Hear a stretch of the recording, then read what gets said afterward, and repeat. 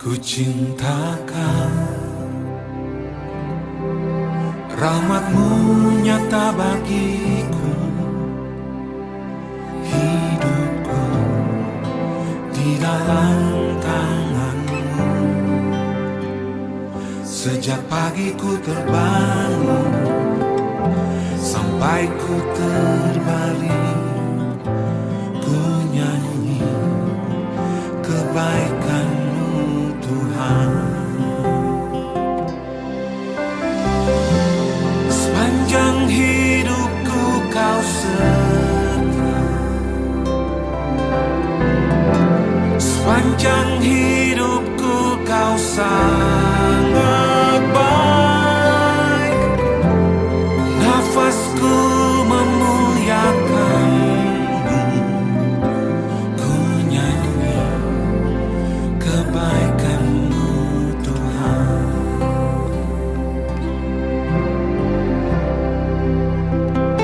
Suara-Mu tuntunku lewati api, dalam gelap Kau ada bagiku. Ku tahu sungguh Kau Bapakku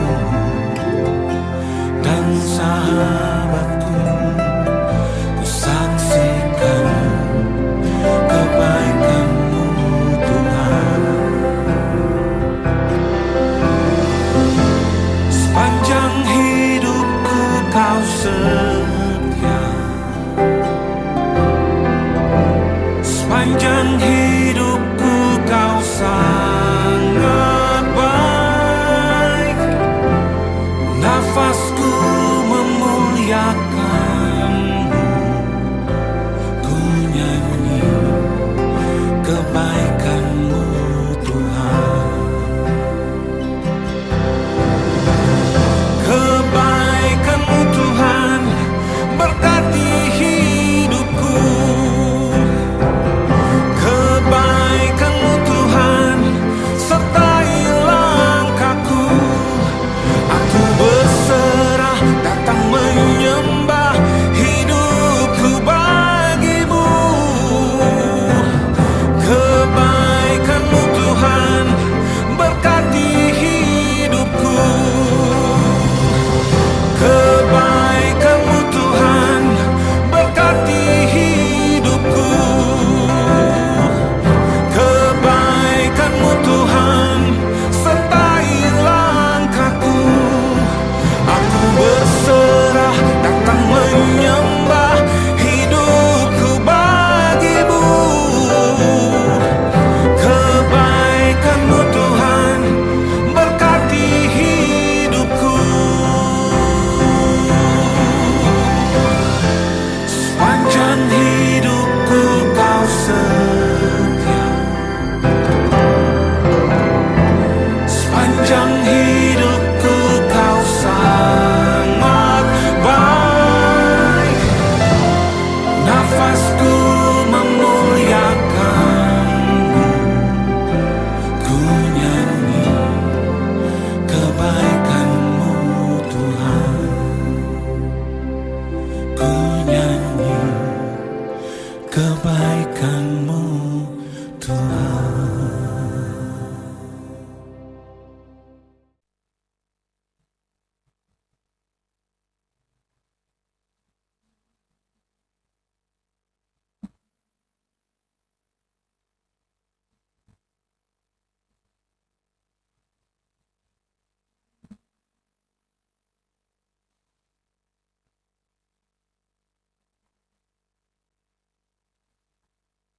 Puji Tuhan. Apakah saudara merasakan damai sejahtera pada saat ini? Puji Tuhan ya. Haleluya. Kita sudah memuji Tuhan. Tiba saatnya gantian kita berdiam diri. Kita dengarkan apa yang Tuhan firmankan lewat hamba-Nya. Mari kita sama-sama akan segera saja membuka kitab kita dalam perjanjian baru. 1 Timotius pasalnya yang keempat ayat 7 sampai 9.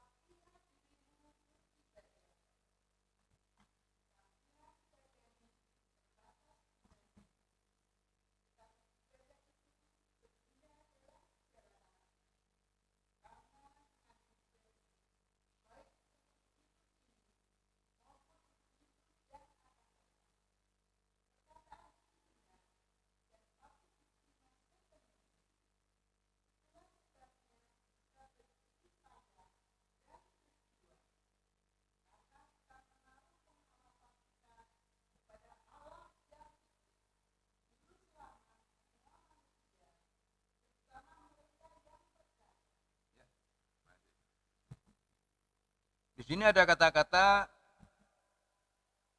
latihlah dirimu, ya, beribadah. Latihlah dirimu beribadah. Latihan badani terbatas gunanya, tetapi ibadah itu berguna dalam segala hal. Kenapa? Karena mengandung janji, baik untuk hidup ini sekarang maupun hidup yang akan datang. Jadi kita perlu latihan, ya, untuk menyanyi, untuk memuji Tuhan, untuk segala hal kita perlu ada latihan. Ibadah juga perlu melatih diri, ya, supaya kita bisa menerima firman Tuhan secara utuh. Biasanya orang kalau berdoa, Tuhan saya mau mendengar firman Tuhan, sebagian firman Tuhan. Bukan sebagian, tapi firman Tuhan yang sudah kita baca tadi, ya, apa katanya? Bukan sebagian, ya, bukan sebagian, tapi coba ulangi ayat yang ke-9. Perkataan ini benar. Sebagian apa sepenuhnya? Sepenuhnya. Kadang-kadang ada doa yang salah. Tuhan saya mau menerima sebagian firman Tuhan. Salah itu. Ya. Kalau sebagian firman Tuhan, yang enak-enak diterima, yang enggak enak enggak mau terima.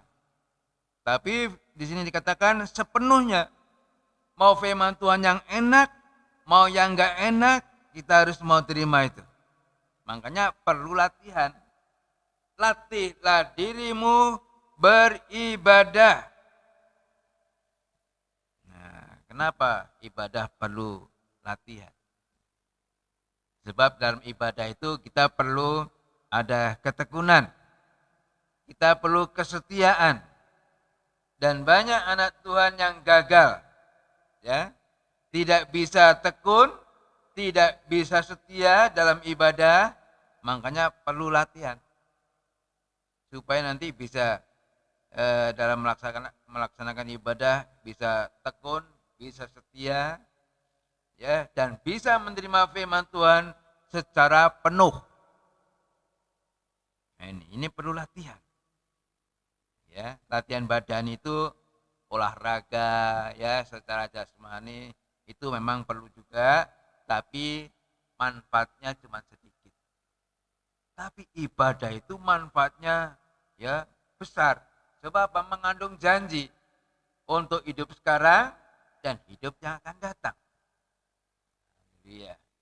Tentunya kita merindukan hidup ini menjadi lebih baik dari kemarin. Semakin baik, semakin baik, semakin baik. Itu yang menjadi kerinduan kita. Dalam nikah, rumah tangga kita, dalam kehidupan kita secara pribadi, tentu kita merindukan semakin hari semakin baik. Tapi kenyataannya apa yang sedang kita alami? Apakah keadaan kita, baik pribadi, dalam nikah rumah tangga kita, apakah semakin baik atau semakin nggak baik?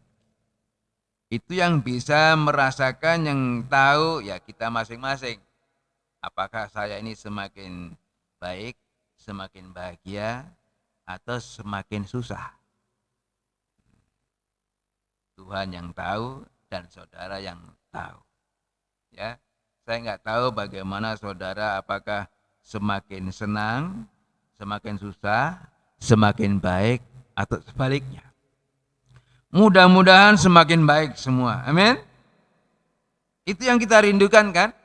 Tidak mungkin kita merindukan, saya hidup biar aja semakin nggak baik. Tentunya kita merindukan untuk menjadi semakin baik. Ya, kalau kita mau menerima firman Tuhan secara utuh, sepenuhnya, ini perlu latihan. Kalau nggak latihan gagal nanti. Ya, perlu latihan. Sebab dalam ibadah ini mengandung janji. Ya, janji Tuhan, ya, penyertaan Tuhan, perlindungan Tuhan, pemeliharaan Tuhan. Ya, Tuhan berjanji akan melindungi, memelihara, menyertai sampai akhir zaman. Nah, oleh sebab itu, dalam menghadapi masa sukar sulit ini, ya tadi sudah disinggung, jadilah anak Tuhan yang semakin dekat dengan Tuhan. Ya, jangan jadi anak Tuhan bukan semakin dekat, tapi semakin jauh, semakin jauh. Sekali nggak hadir, 2 kali nggak hadir, 3 kali nggak hadir, terus semakin banyak nggak hadirnya, absennya semakin banyak. Kalau anak sekolah absennya semakin banyak nggak hadir, kira-kira bisa lulus nggak sekolahnya? Ya, nggak lulus ya. Kalau kita mau lulus menjadi kehidupan yang dipermuliakan Tuhan, terangkat, dipermuliakan bersama Tuhan, mari kita sama-sama belajar melatih diri dalam ibadah untuk semakin tekun, semakin setia, semakin sedikit absennya. Ya, tapi kehadirannya terus semakin tekun, semakin setia. Dijamin pasti saudara akan lulus menjadi kehidupan yang dipermuliakan oleh Tuhan. Tapi kalau banyak absennya, saya nggak tahu. Ya, sekali seminggu nggak hadir, 2 minggu nggak hadir, 3 minggu nggak hadir, berbulan-bulan, bertahun-tahun, nanti hadirnya Natal. Setahun sekali hadir. Wah, ini meragukan. Ya, kehidupan yang demikian jelas tidak menyenangkan hati Tuhan. Saudara, mari kalau kita mau mengalami masa depan yang baik, yang lebih baik, kita harus melatih diri dalam ibadah ini. Semakin tekun, semakin setia, bukan sebaliknya. Ya, bukan sebaliknya. Tapi semakin sungguh. Nah, bagi jemaat yang tidak mau melatih diri dalam ibadah, cepat atau lambat nanti akan jadi jemaat yang murtad, tersesat. Dan gara-gara COVID ini banyak anak Tuhan yang tersesat. Tersesatnya di mana? Kalau firman Tuhan mengatakan jangan tinggalkan perhimpunan bersama-sama. Tapi sekarang gara-gara COVID tercerai-berai. Gereja kosong, masing-masing ibadah di rumah, lewat streaming, lewat shop. Ya, sudah aman, nggak ada COVID, tetap saja tinggal di rumah. Suruh ke gereja, males. Suruh berhimpun bersama-sama, nggak mau. Sudah keenakan tinggal di rumah saja. tinggal pilih yang khotbahnya siapa. Kalau nggak enak dimatiin, pindah channel lagi, pindah lagi. Ini banyak anak Tuhan yang seperti itu. Seru gereja, nggak mau. Enak di rumah. Itu sudah menyalahi aturan yang Tuhan mau. Sebab firman Tuhan mengatakan, coba dibaca Ibrani 10 ayat 25. Ini seharusnya ya yang menjadi praktek anak Tuhan bukan tinggal di rumah saja. Nah, ini caranya iblis untuk merusak penggembalaan begitu. Dengan cara ya apa kata firman?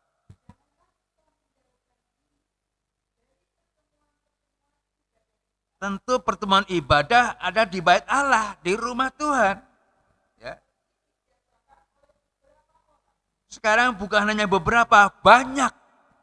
Banyak Tuhan tidak mau ke gereja lagi, tinggal di rumah, tinggal pilih siapa yang khotbah.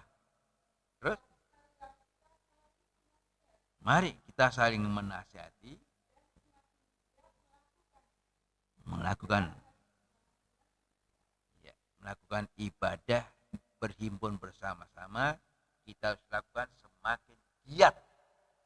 Dalam pertemuan ini harus semakin giat, semakin maju. Tapi iblis sepertinya berhasil untuk menceraikan. Ya, untuk supaya anak-anak Tuhan tidak tinggal dalam perhimpunan bersama-sama. Masing-masing di rumah.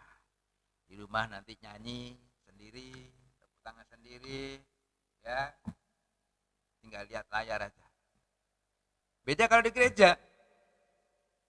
Dan banyak anak Tuhan yang seperti itu. Dan ini cara iblis supaya anak Tuhan tidak lagi berada dalam perhimpunan bersama-sama. Ya, haleluya.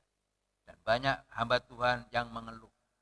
Wah, jemaat saya yang dulunya rajin ke gereja, sekarang susah. Suruh datang lagi susah, suruh beriman lagi susah. Mereka sudah keenakan tinggal di rumah, tinggal duduk diam, ya. Kalau di gereja kan sampai selesai duduk. Tapi kalau di rumah sambil goreng, sambil masak, sambil nanti kalau sudah selesai baru lihat lagi, tinggal lagi, belum ada tamu dan lain sebagainya. Nah, tapi itu yang disenangi. Ya, haleluya. Mari jangan sampai kita tersesat, disesatkan, dan melakukan ibadah sepertinya ibadah kepada Tuhan, tapi ibadah tidak menurut maunya Tuhan. Ibadah menurut maunya daging. Kesenangan daging. Tidak usah keluar, tidak usah bayar becak, tidak usah persembahan. Tapi bisa dengar khotbah. Ini ibadah yang gampangan. Ibadah yang cari mudahnya. Sedangkan kalau ikut Tuhan harus mau pikul salib, menyangkal diri, dan ikut Yesus. Sekarang banyak anak Tuhan tidak mau pikul salib, tidak mau menyangkal diri, tidak mau menderita, tidak mau susah-susah sambil tiduran. Kira-kira benar nggak begitu, saudara? Ibadah seperti itu, kira-kira benar nggak? Ibadah sambil tidur. Capek, taruh. Lain kalau di gereja. Gereja duduk, perhatikan, nyanyi muji Tuhan bersama-sama, berdoa bersama-sama. Kalau di rumah sendirian. Makanya saya seneng nggak seneng kalau ibadah itu online, streaming, itu saya seneng nggak seneng. Kalau menurut firman Tuhan ya harus berhimpun. Ya, tapi iblis merusak semuanya. Dan banyak anak Tuhan yang dirusak. Sampai akhirnya sepertinya giat ibadah, ya, sepertinya giat untuk Tuhan, tapi enggak ada ketaatan kepada Tuhan. Roma 10 ayat 2 dan 3. Sampai Rasul Paulus menyaksikan, memang kelihatannya giat, kelihatannya rajin mendengarkan khotbah, tapi nggak ada ketaatan kepada firman. Roma 10 ayat 2 dan 3.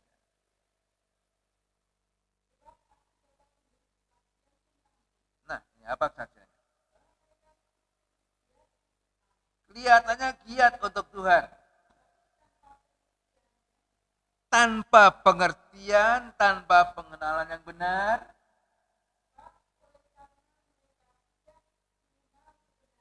karena tidak mengenal kebenaran Allah,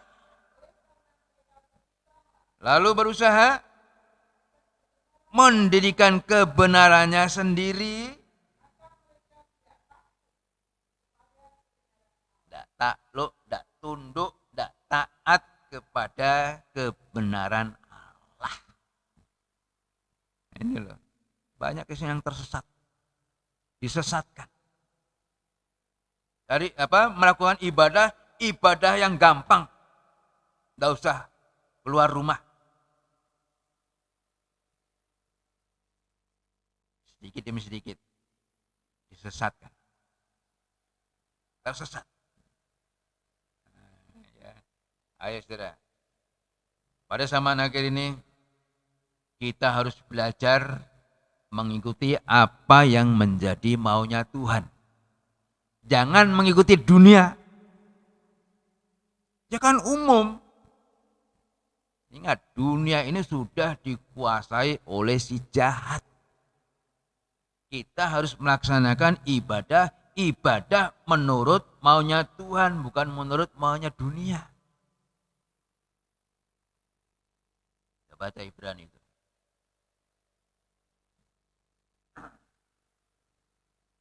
Ya, Ibrani pasalnya yang tentang langit dan bumi yang digoncang itu. Ibrani pasal 12 kalau nggak salah ya. 12 atau 13. 12 coba ayat yang ke-27. Ibrani 12 ayat 27 sampai 28. Ya.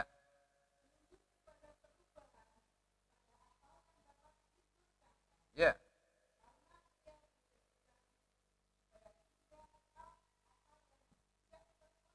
Nah, terus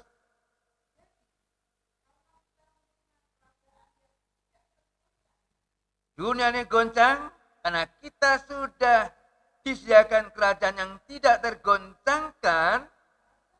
Mari kita mengucap syukur. Ya. Menurut caranya Tuhan. Dengan hormat dan takut.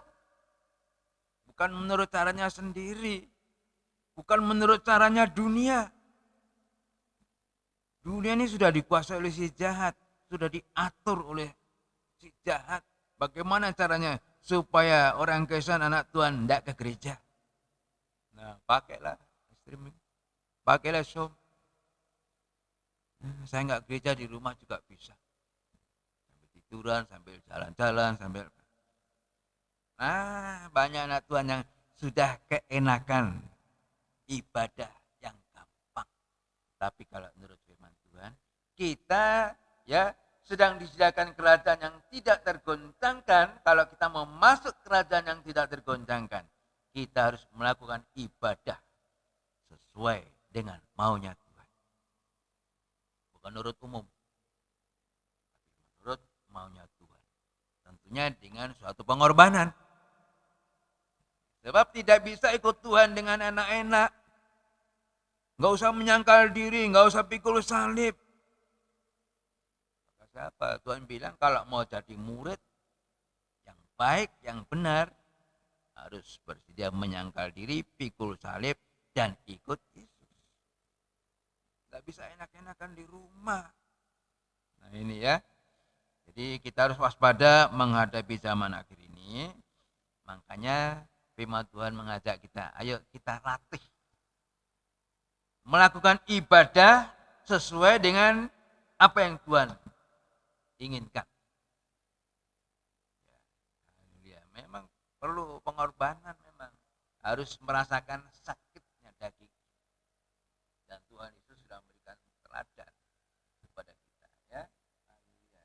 Nah, saudara, Jangan sampai kelihatannya giat, kelihatannya rajin, dengar khotbahnya siapa saja lewat ya HP itu. Ternyata tidak taat, tidak tunduk kepada kebenaran. Nah,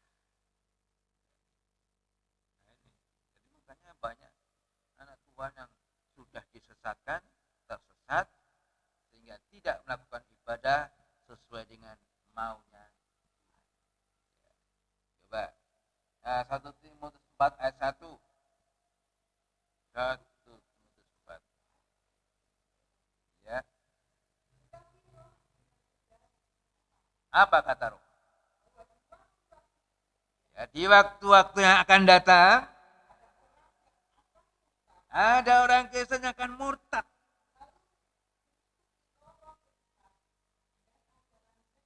Nah, ya, saya dapat WA dari grup, ada orang-orang yang terang-terangan dia mengatakan pengikutnya iblis.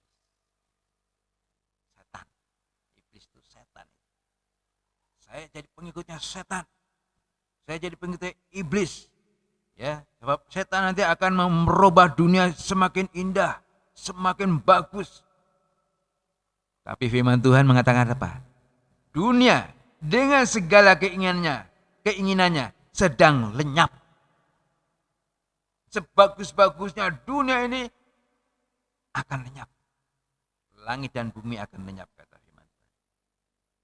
Tapi orang yang melakukan kehendak Allah, melakukan perintahnya, dia akan tetap tinggal hidup sampai selama-lamanya. Jangan tertarik dengan dunia. Dunia sedang lenyap kok. Ya. Dengan segala keinginan sedang lenyap. Coba 1 Yohanes pasal 2 ayat yang ke-17 kalau nggak salah ya. 1 Yohanes 2 ayat 17. Ya.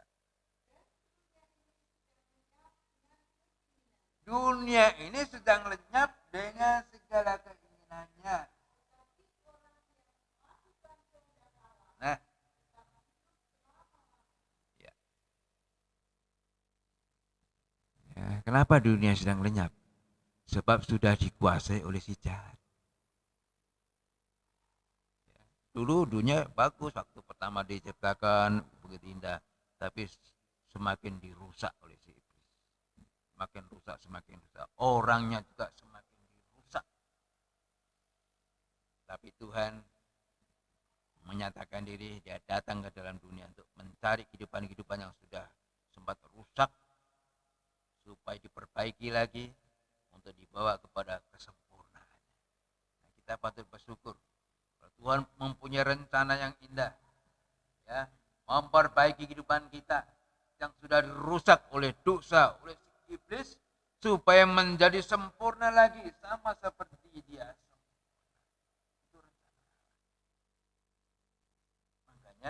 Kalau kita mau mendapatkan masa depan yang lebih baik, latihlah diri untuk ibadah.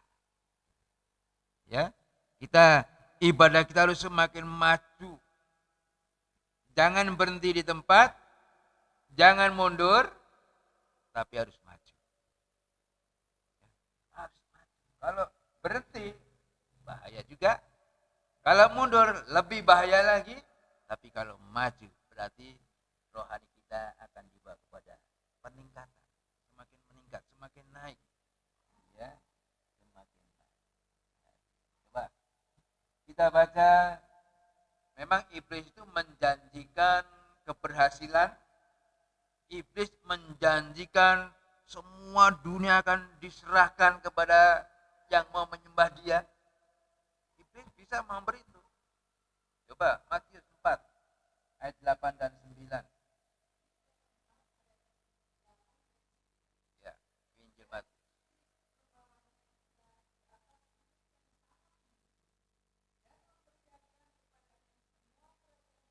Ya, kerajaan dunia semua diperlihatkan. Ya, dengan kemegahannya. Apa? Dunia dengan kemegahannya semuanya akan kuberikan kepadamu. Kalau kamu sujud menyembah aku, kata Iblis. Masih. Nah, apakah saudara mau menerima tawaran iblis ini? Enak ya, tidak ke gereja, jahat, hidupnya nggak benar, tapi kok hidupnya semakin enak kelihatannya. Padahal nggak mau menyembah Tuhan, menyembah iblis, cepat berhasil sepertinya. Saudara, jangan tergiur, jangan tertarik dengan tawaran dunia, tawaran si iblis yang mungkin cepat sepertinya berhasil, tapi akan berujung kepada kebinasaan. Firman Tuhan mengatakan, apa gunanya seorang mendapatkan seluruh dunia ini, tapi akhirnya kehilangan nyawa alias binasa. Seluruh dunia akan diberikan kepada iblis.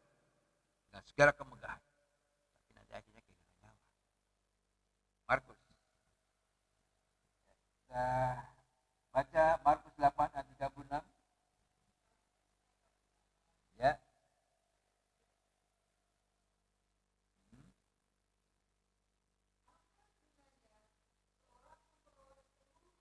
Apa gunanya seorang memperoleh seluruh dunia, akhirnya apa? Kehilangan nyawa. Matius 16 ayat 26. Injil Matius 16 ayat 26. Ayat 26.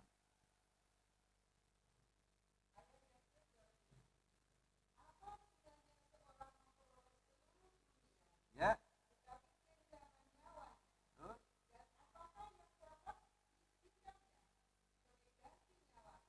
tidak ada.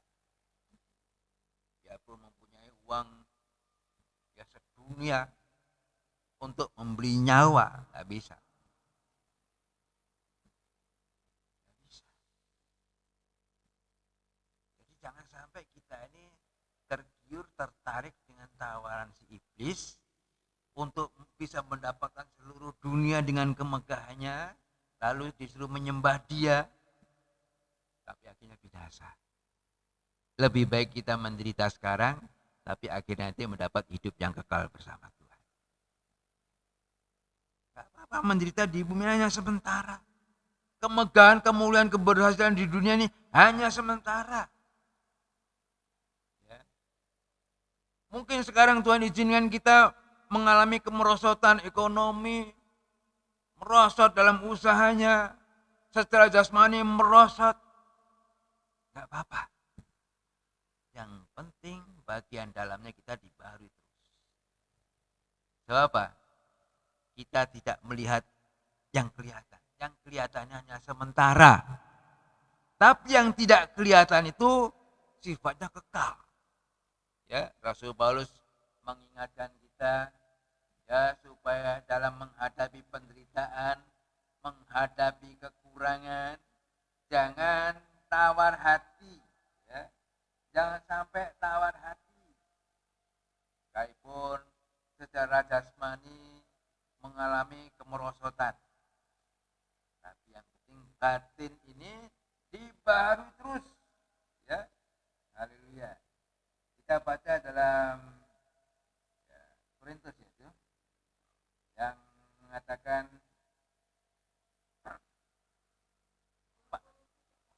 iya. Nah, masih baca. Kami tidak tawar hati secara jasmani mengalami kemerosotan, tapi manusia batinnya ya. Iya. Yang kita alami sekarang itu penderitaan ringan. Nah, iya. kemuliaan yang Tuhan sediakan itu lebih besar dari penderitaan yang kita alami sekarang. 18. Nah, kenapa? Yang kelihatan semua itu hanya sementara. Nah, pilih mana? Yang kelihatannya megah, kelihatannya bagus, tapi sementara. Sedangkan yang tidak kelihatan kekal, lebih bagus, lebih indah. Penderitaan yang sedang kita alami sekarang itu hanya sementara. Tapi kemuliaan yang Tuhan sediakan itu lebih besar. Ya. Nah, makanya kalau kita sedang diuji, sedang Tuhan izinkan menghadapi kemerosotan jasmaninya, usahanya merosot, keuangannya merosot, ekonominya merosot. Memang dagingnya ini menderita kalau semua. Tapi batinnya dibarui terus. Itu yang perlu. Ya. Haleluya. Sebab yang kelihatan itu hanya sementara. Nah, ini ya.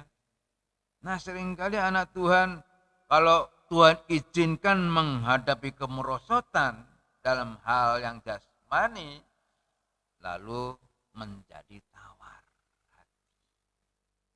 Nah, kalau sudah terjadi kemerosotan, bukan semakin dekat kepada Tuhan, tapi semakin dengan caranya sendiri, pikirannya sendiri, bagaimana supaya bisa bangkit lagi. Tidak bisa. Caranya apa? Dekatlah sama Tuhan. Tuhan yang sanggup memperbaiki semuanya. Seperti ada cerita, ya, kalau bangsa Israel itu mengadakan suatu pesta nikah. Itu yang sangat diutamakan itu soal anggur. Ya, anggur. Dalam Yohanes pasal 2 itu, waktu ada pesta nikah, di sana terjadi satu kekurangan anggur, sehingga ya terjadilah sedikit keributan, sebab anggurnya habis. Ya. Tapi Tuhan bisa menciptakan air anggur yang lebih nikmat dari yang semula. Kuncinya apa? Undang Yesus. Ya, kalau kita mengadakan atau kita diundang dalam suatu pesta, itu berarti apa? Yang mengundang itu berarti menghargai kita. Kita nggak usah diundang lah, berarti nggak dihargai. Kalau kita diundang dalam pesta itu, berarti orang itu menghargai kita, ya enggak? Seperti Yesus diundang dalam pesta nikah itu, berarti mereka menghargai Yesus. Bukan hanya menghargai Yesus, tapi juga mau menuruti apa yang Tuhan perintahkan. Nah, pada waktu itu ya dalam Yohanes pasal 2 itu sering kita dengar ya. Nah, di situ setelah kehabisan air anggur, kemudian Ibu Yesus mengatakan apa yang dia perintahkan, kerjakan. Mereka suruh cari tempayan. 6, dapat 6 tempayan. Tempayan itu biasanya untuk cuci tangan dan cuci kaki. Itu kedudukan yang rendah. Tapi kalau tempayan itu ada dalam suasana pesta, tempayan yang tadi kedudukannya begitu rendah, terangkat derajatnya. Saudara, 6 tempayan, ya, itu kedudukan yang rendah, dan angka 6 itu angka manusia. Ya. Manusia kita yang mungkin kedudukannya begitu rendah, begitu hina. Tapi kalau kita mau dibawa dalam suasana pesta, ibadah kita dalam suasana pesta bukan makan minum. Artinya ada kesukaan. Jadi anak Tuhan yang suka beribadah, nanti lain suasananya. Tuhan akan angkat derajat kita lebih tinggi. Tapi kuncinya apa? Nurut. Apa yang Tuhan perintahkan, kita kerjakan. Kita undang Yesus hadir dalam kehidupan kita, kita hargai, kita hormati dia, dan kita nurut apa yang dia perintahkan. Semuanya akan jadi baik. Ya. Memang dalam pesta nikah itu terjadi kehabisan air anggur. Memang menurut tradisi, menurut kebiasaan, dalam nikah itu kalau pertama masuk dalam pernikahan bahagia, ada sukacita, air anggurnya baru. Tapi lama-lama air anggurnya semakin berkurang sampai habis. Dalam nikah rumah tangga juga kadang-kadang begitu. Waktu pertama jadi, wah bahagia, senang, sukacita. Lama-lama air anggurnya pasti habis.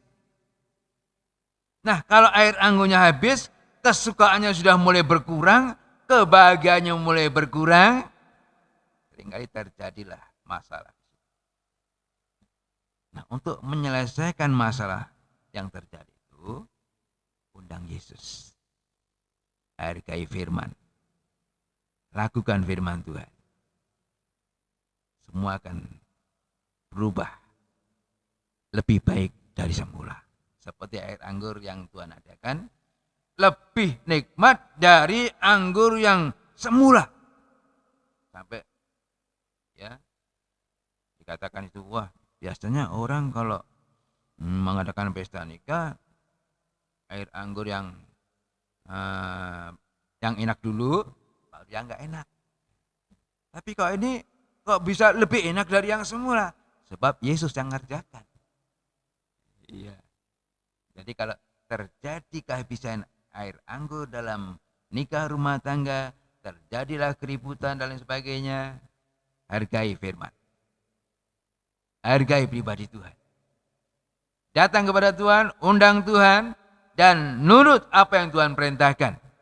Tuhan akan merubah segalanya jadi baik. Tapi kalau semakin jauh dari Tuhan, nggak akan jadi baik. Semakin hancur. Ya, jangan kaget kalau dalam rumah tangga itu Tuhan izinkan kehabisan air anggur. Tapi jalan yang terbaik untuk mengatasi semuanya itu hargai firman.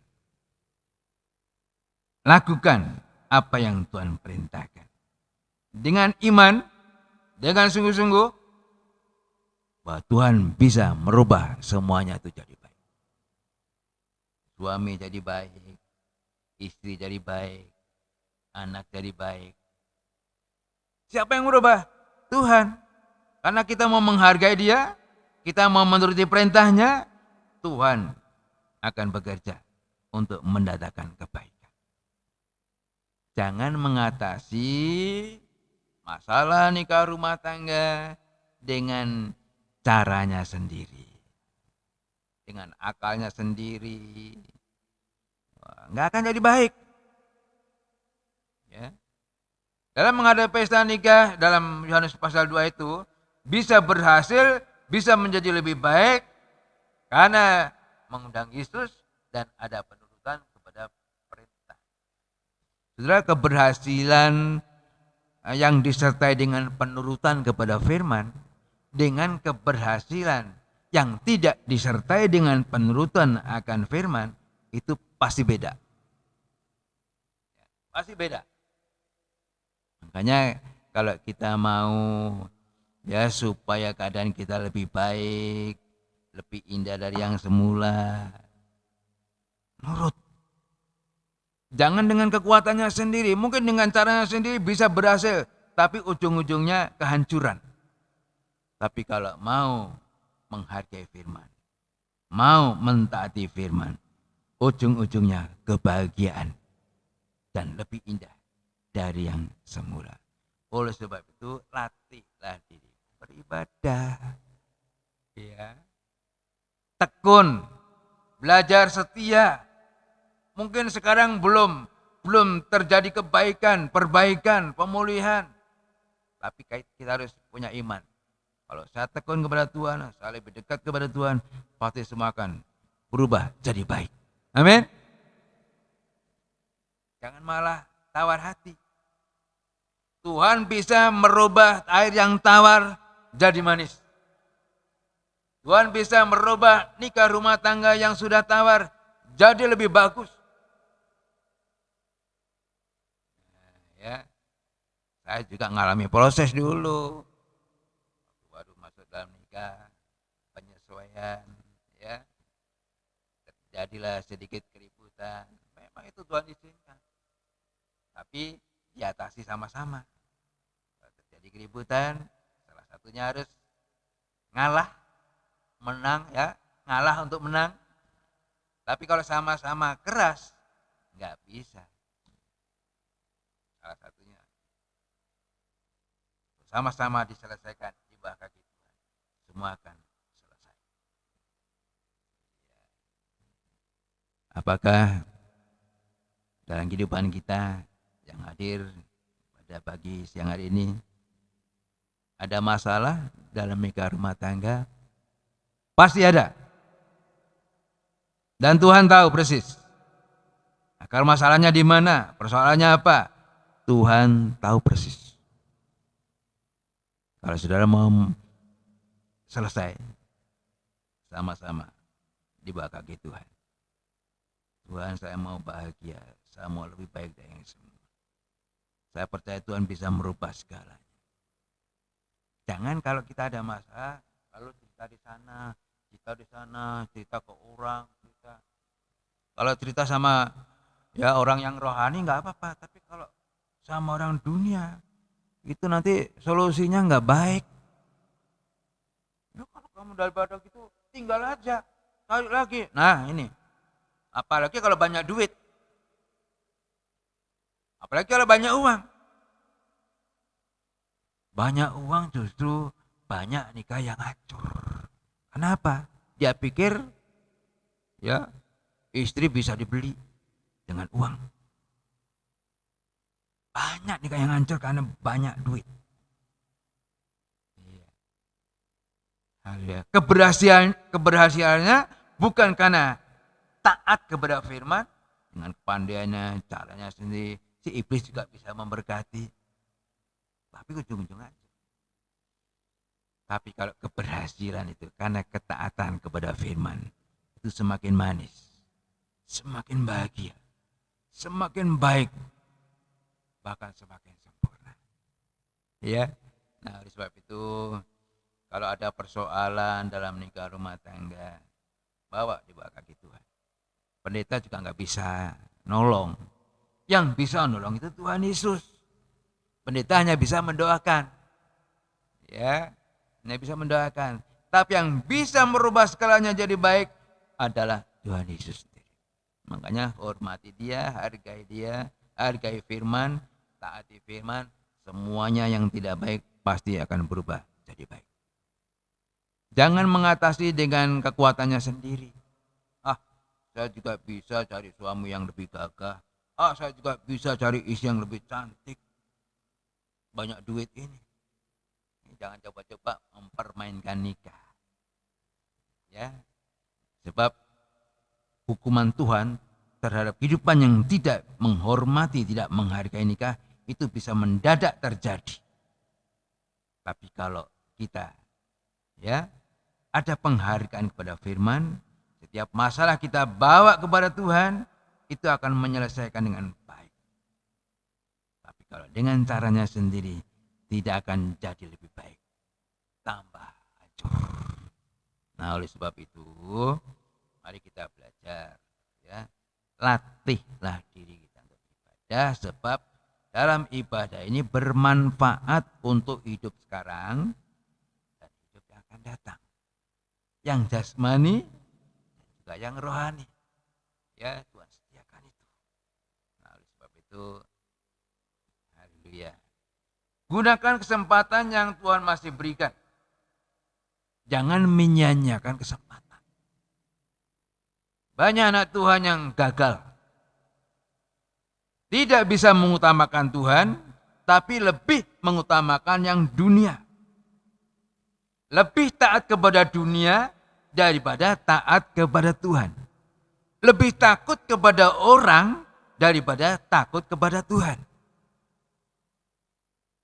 Sekalipun sudah ngerti firman, sudah ngerti pengajaran, tapi begitu diuji, ayo taat kepada manusia atau taat kepada Tuhan? Kebanyakan apa? Taatnya kepada manusia. Tuhan, ini ya, banyak anak Tuhan yang mengalami kegagalan pada waktu diuji, pada waktu menerima tawaran dunia atau surga. Pilih dunia. Jasmani atau rohani? Pilih yang jasmani. Yang rohani enggak dipilih. Jangan sampai salah pilih. Yang jasmani akan lenyap. Yang duniawi akan lenyap. Tapi yang rohani itu kekal. Iya. Iblis punya segala macam cara untuk apa? Memisahkan hubungan anak Tuhan dengan Tuhan. Dengan macam-macam cara. Kalau kita enggak waspada, maka kita akan terjebak dengan ulahnya si iblis. Dan banyak anak Tuhan yang terjebak. Iya.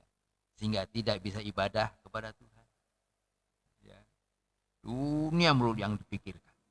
Dengan segala macam alasan inilah itu dan lain sebagainya. Dan iblis sudah berhasil. Ya, memisahkan hubungan anak Tuhan dengan Tuhan. Memisahkan anak Tuhan sehingga tidak berada dalam perhimpunan. Kalau kita enggak waspada, semakin jauh dan semakin hancur. Tapi kalau kita semakin dekat dengan Tuhan, dengan iman kita bisa mengalahkan dunia. Tapi kalau imannya sudah lemah, boro-boro mengalahkan dunia, dikalahkan oleh dunia. Hanya orang yang percaya, hanya lewat iman bisa mengalahkan dunia, kata firman. Tapi kalau imannya sudah goyah, imannya sudah mulai lemah, gampang dikalahkan oleh dunia. Ya, kita dididik oleh firman Tuhan untuk menomorsatukan Tuhan. Ya, sesuai dengan Pancasila toh. Yang pertama apa? Tuhan toh. Nah, itu untuk semua tuh. Ketuhanan yang Maha Esa. Semua yang namanya manusia harus bisa mengutamakan Tuhan. Tapi banyak yang gagal, yang tidak bisa mengutamakan Tuhan. Sebab apa? Takut kepada dunia, takut kehilangan dunia. Nah, akhirnya apa? Yang rohani dikorbankan, yang dunia dia pilih. Kalau kita enggak waspada, semakin jauh dari Tuhan. Tapi kalau kita betul-betul ada kerinduan untuk menjadi yang dipilih oleh Tuhan, kita jangan mau diikat oleh dunia. Tapi kita harus mau terikat dengan Tuhan, dengan firman. Ya, latihlah dirimu dalam ibadah. Sebab latihan badani sedikit gunanya. Tapi ibadah mengandung janji untuk sekarang dan untuk yang akan datang. Kiranya Tuhan berkati ya. Kalau ada masalah, ada persoalan, mungkin seperti kehabisan air anggur, tidak usah cerita sama dunia. Di bawah kaki Tuhan. Tuhan, saya kehabisan air anggur. Saya kehabisan kebahagiaan. Saya kehabisan sukacita. Dalam rumah tangga saya, Tuhan tahu. Saya sedang mengalami masalah. Tuhan tolong.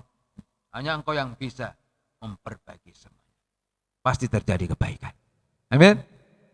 Yang sedang menghadapi merosot ekonominya, usahanya, laporkan kepada Tuhan. Tuhan yang sanggup memperbaiki semuanya jadi baik. Tuhan memberkati ya, selamat.